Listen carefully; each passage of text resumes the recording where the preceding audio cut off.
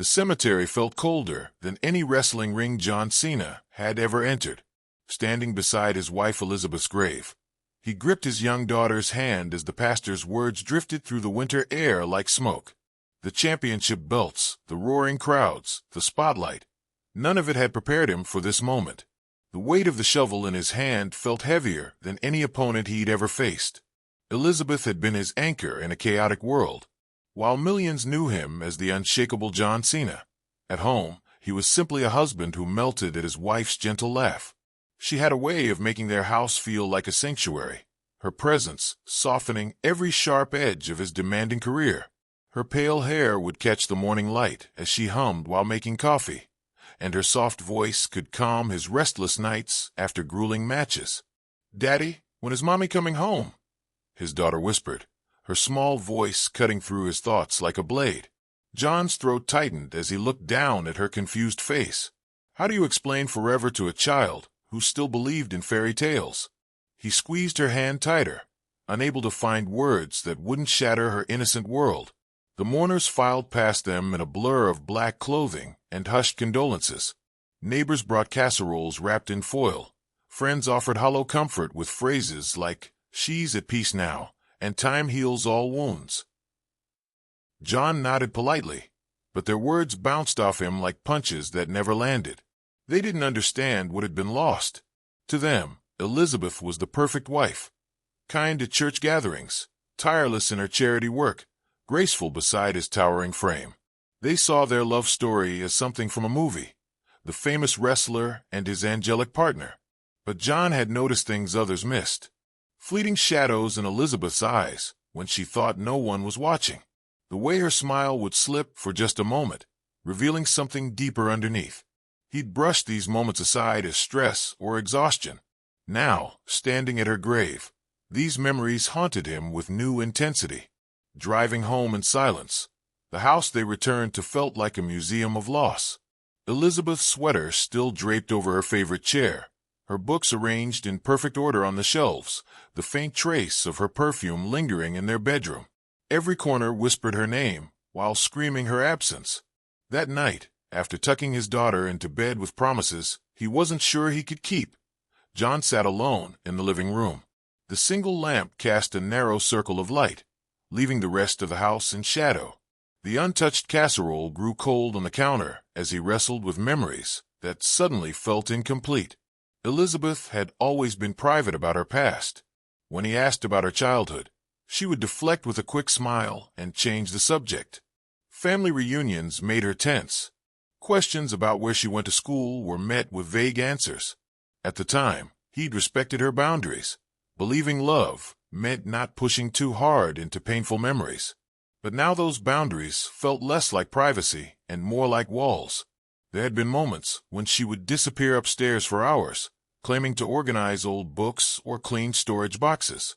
He would hear her footsteps above, slow and deliberate, and when she finally emerged, her eyes would be rimmed red with something that couldn't be explained by dust alone.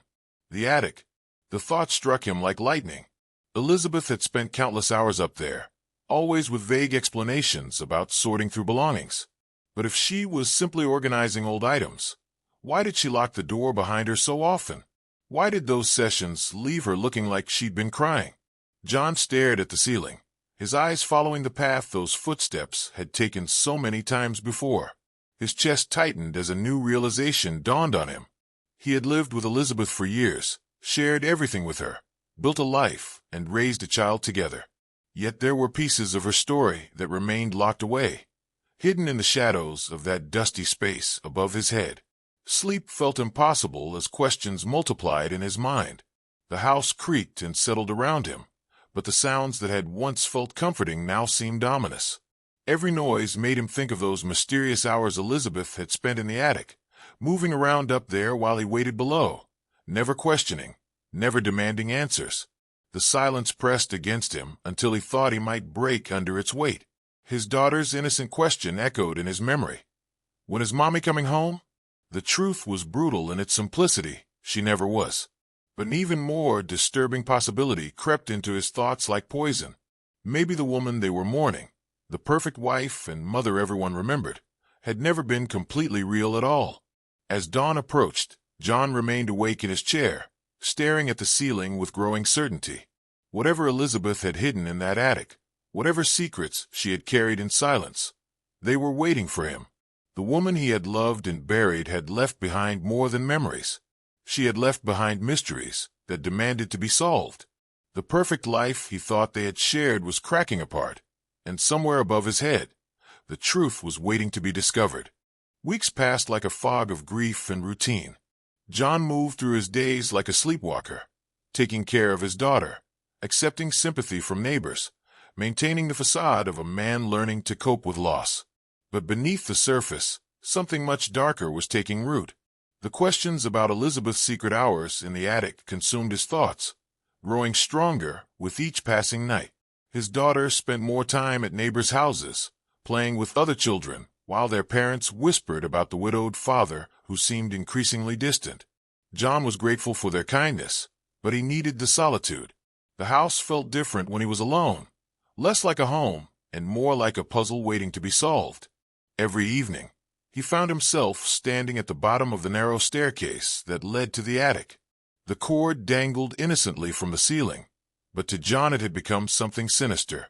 His hands would shake as he stared up at it, remembering the sound of Elizabeth's footsteps above, the hours she spent up there with explanations that now seemed hollow and rehearsed.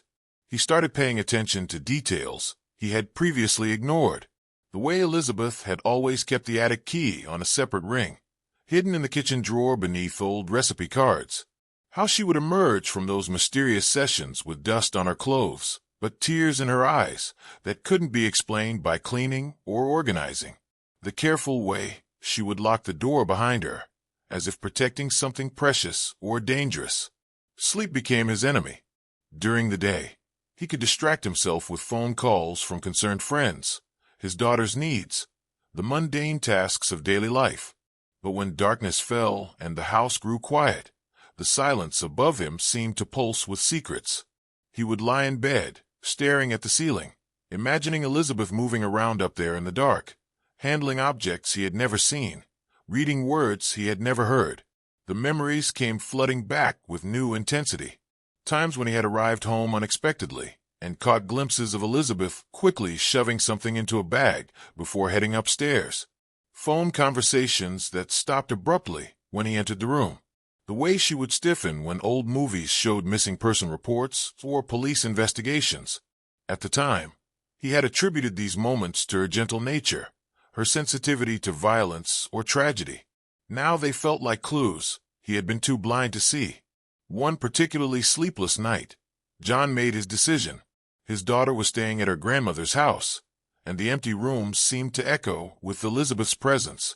He could feel her watching him, urging him forward and warning him away at the same time. The cord hung before him like a challenge he could no longer ignore. His massive hands trembled as he reached up and pulled. The ladder unfolded with a groan that seemed to fill the entire house, each metal joint protesting like it hadn't been disturbed in years.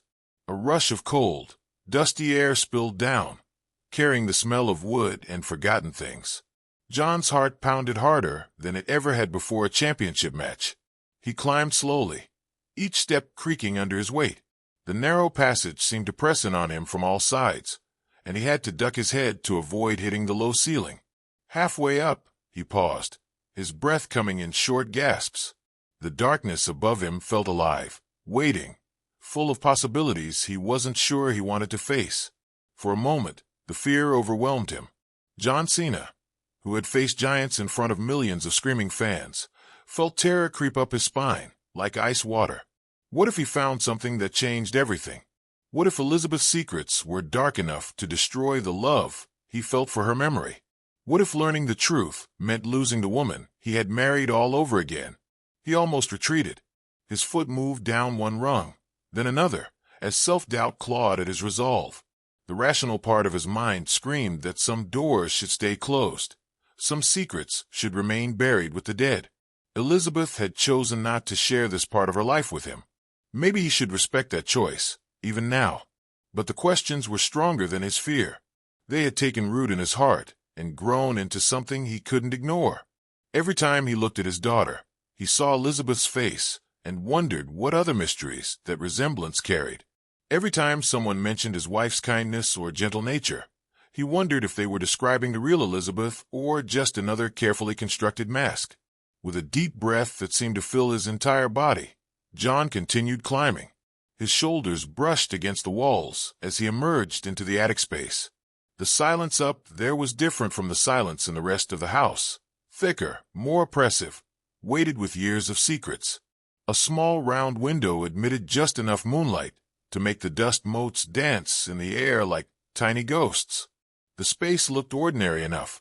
Boxes stacked against walls, old furniture covered in sheets, trunks that had been sitting undisturbed for what seemed like decades. But John's trained eye, sharpened by years of reading opponents and situations, caught something else. There was an order to the chaos, a deliberate arrangement that spoke of regular visits and careful maintenance. This wasn't random storage. It was a sanctuary, a private space where Elizabeth had come to commune with whatever she had hidden from the world below. As John reached for the light cord, his hand trembling in the darkness, he made a silent promise to himself. Whatever he found in this dusty space, whatever truths Elizabeth had guarded so carefully, he would face them. The perfect love story everyone believed in was about to be tested by reality, and John Cena was finally ready to learn who his wife had really been. The bulb flickered to life, casting dancing shadows across the room, and John's journey into his wife's hidden world truly began. The weak yellow light revealed a space that felt both abandoned and carefully maintained. Dust covered everything, but beneath the neglect, John could sense the ghost of Elizabeth's presence. She had been here often, moving through these shadows, handling secrets he was only now beginning to discover. He began methodically, moving boxes aside with the same careful precision he used in the ring when sizing up an opponent. Old holiday decorations, childhood toys that belonged to his daughter, dresses folded and stored away.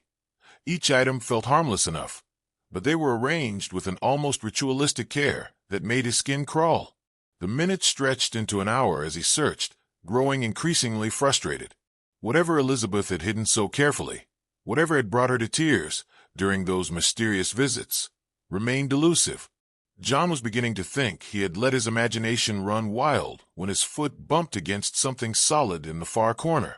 Half concealed beneath a collapsed cardboard box, almost invisible in the dancing shadows, lay a dark leather briefcase. It was old, well-worn, with scuffed edges that spoke of years of careful handling. But what made John's blood run cold were the initials pressed into the leather AM. Not Elizabeth's initials. Not anyone's he recognized. His hands shook as he pulled the case closer, noting its surprising weight.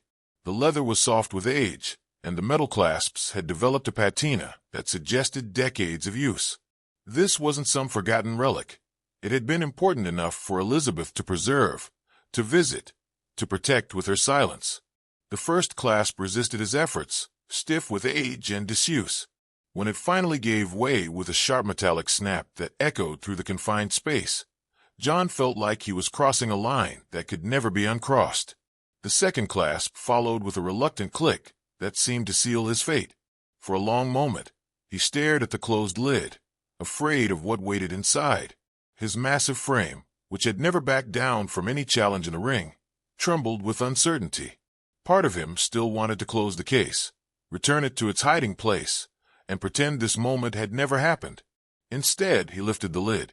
The smell hit him first, old paper, leather, and something else he couldn't identify, something that spoke of secrets kept too long. Inside, arranged with the same careful precision he had noticed throughout the attic, lay stacks of documents, photographs, and envelopes.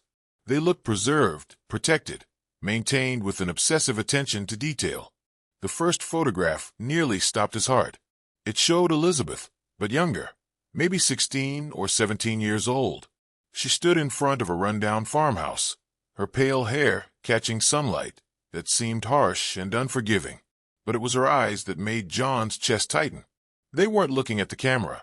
They were looking away, already searching for escape from something he couldn't see. Beneath the photograph lay identification cards, and as John flipped through them, his world began to crumble. Each card bore Elizabeth's face, but with different names, different birth dates, different hometowns. Elizabeth Hartley from Pennsylvania, Sarah Mitchell from Arizona, Rachel Thompson from places he had never heard her mention. Some of the documents placed her birth year as early as 1975, others as late as 1982.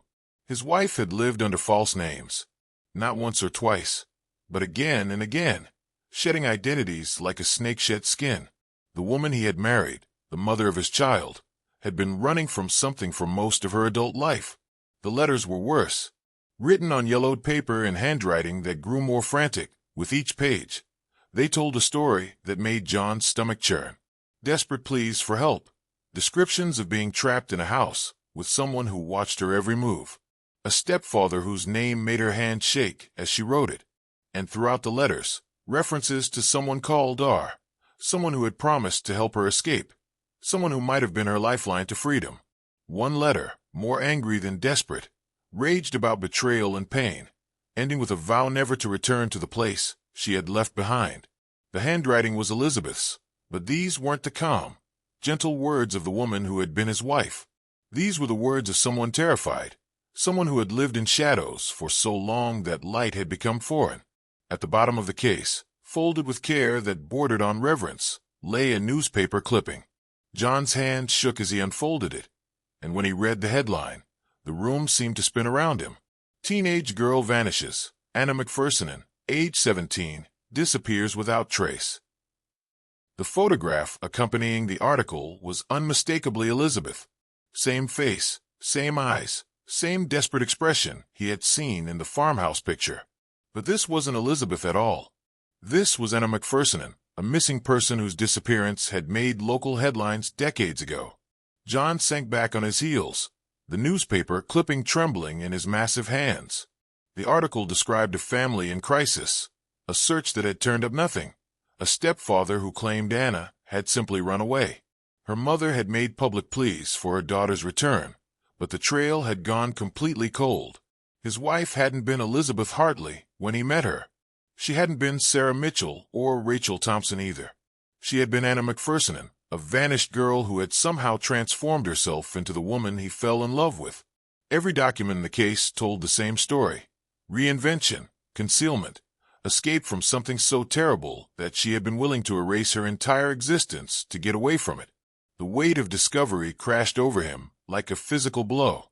John Cena, who had weathered every kind of attack in his career, felt himself crumbling under the truth about his own wife.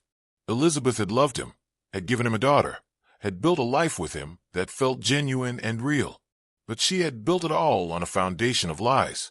As he sat in the dusty attic surrounded by the debris of his wife's secret life, John realized that his grief had transformed into something much more complex.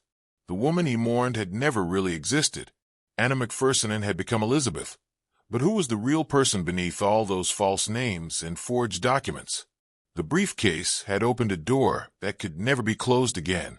His wife's secrets had risen from the grave, and they demanded answers that John wasn't sure he was strong enough to find.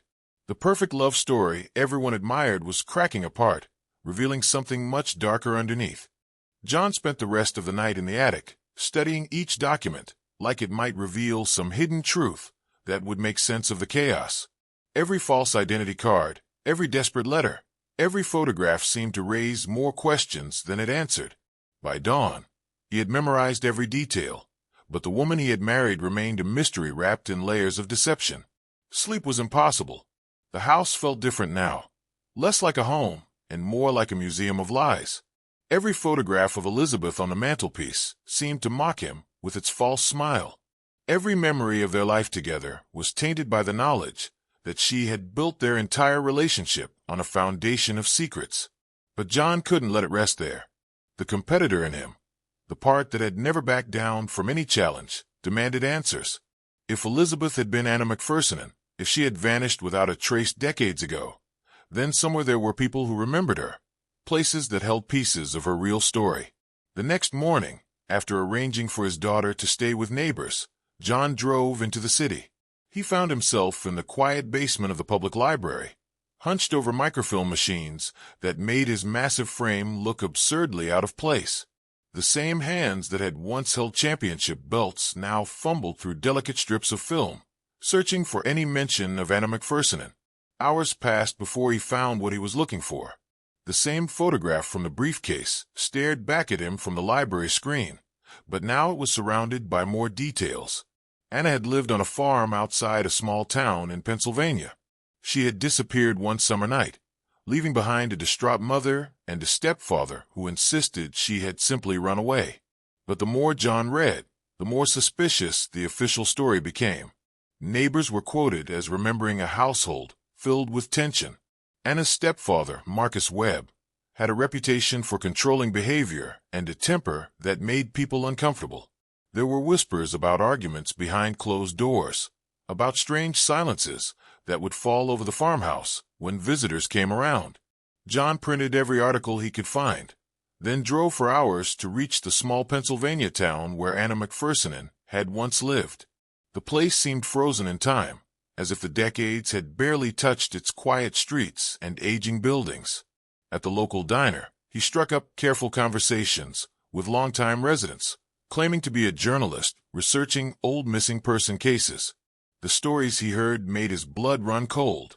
Anna had been a quiet girl, polite but always watchful, like someone expecting trouble around every corner.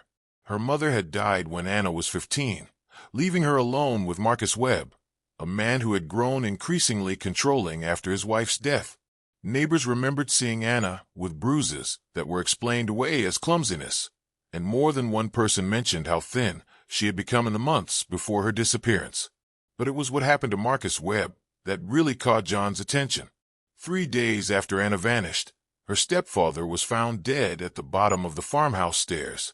The official report called it an accident. Marcus had been drinking heavily, mourning his missing stepdaughter, and had apparently fallen. But the locals John spoke to exchanged meaningful glances when the subject came up. Funny thing about that fall, an elderly man at the hardware store told him, his voice dropping to a whisper. Marcus was mean as a snake when he was sober, but he could handle his liquor better than most. Never knew him to stumble, drunk or otherwise. "You think Anna pushed him?" John asked, trying to keep his voice neutral. The old man shrugged, but his eyes held a knowing look. "All I'm saying is, that girl had more reason than most to want him gone. And timing's everything, isn't it? She disappears, he dies, and nobody ever sees hide nor hair of her again." The pieces of the puzzle were starting to form a picture that made John's stomach churn. Anna McPherson hadn't just run away from an unhappy home. She had fled after her stepfather's death, whether she was responsible for it or simply afraid she would be blamed. The desperate letters in the briefcase began to make more sense. They weren't just the words of a trapped teenager, but of someone who had crossed a line she could never uncross. John spent days in that small town, visiting the abandoned farmhouse where Anna had lived, walking the same road she had walked, trying to understand the girl who would eventually become his wife. The farmhouse stood empty, its windows broken, and its roof sagging under the weight of neglect. Standing in what had once been the living room, John could almost feel the fear that had driven Anna to desperation. He found Marcus Webb's grave in the local cemetery, a simple headstone marking the final resting place of a man who had died under questionable circumstances. Near it was a smaller stone bearing the name of Anna's mother, dead too young and leaving her daughter vulnerable to a predator's control. But Anna's name was nowhere to be found. She had vanished so completely that even the dead had forgotten her. Driving back home, John's mind raced with the implications of what he had learned. His wife had been a fugitive, running from a past that might have included murder. Every gentle word she had spoken to him, every loving moment they had shared, had been shadowed by secrets she could never reveal. She had built their marriage on lies, but perhaps those lies had been the only way she could survive. The question that haunted him most wasn't whether Anna had killed Marcus Webb. It was whether he could still love the woman who had become Elizabeth. Knowing what she might have done, his daughter carried Anna's blood, Elizabeth's features, and the legacy of secrets that stretched back decades. As John pulled into his driveway, he made a decision that would change everything. The truth about Anna McPherson was bigger than his own pain, bigger than his shattered illusions about his marriage. It was a story that demanded justice, or at least understanding. But first, he had to decide whether he was strong enough to learn the rest of it, and whether his daughter deserved to know the truth about the mother she loved and missed. The briefcase had opened a door to the past, but walking through it might destroy everything that remained of their future.